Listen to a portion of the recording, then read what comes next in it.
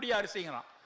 அதனால தண்டிக்கப்படணுமா, அதே இவர் சாப்பிட சொல்றாரு அப்படின்னு ஒரு கேள்வி வரலாம். என்ன அர்த்தம் அப்படின்னா, பர்மிய மன்னர்களும் சீன மன்னர்களும் திபெத்திய மன்னர்கள் மட்டுமே சாப்பிடுவதற்கு அனுமதிக்கப்பட்ட அரிசி கவுனி அரிசி. ஏன்னா அது ஒரு மிகப்பெரிய பொக்கிஷமாக அவங்க பாதுகாத்தாங்க. இன்றைக்கு அதை ஆய்ந்து அறிந்த நம்முடைய institute of rice research institute கட்டாக்ல அவர்கள் அதுக்கப்புறம் கண்டுபிடிக்கிறான், அந்த கவுனி அரிசியினுடைய கருப்பு நிறத்துல ஆந்தோசைனின்ஸ், அந்த ஆந்தோசைனின்ஸ் தான் கத்திரிக்காயினுடைய மேல இருக்கு, அந்த ஆந்தோசைனின்ஸ் தான் அந்த திண்டுக்கல் திராட்சையினுடைய தொலிக்கு மேல இருக்கு. எங்கெல்லாம் கரு நீல நிறத்தை பார்க்கிறீர்களோ அதுல எல்லாம் அந்த ஆந்தோசைனின் இருக்கு. அந்த ஆந்தோசைனின் புற்றுநோய்களை கூட தடுக்கக்கூடியது. நல்லா புரிந்து கொள்ளணும்.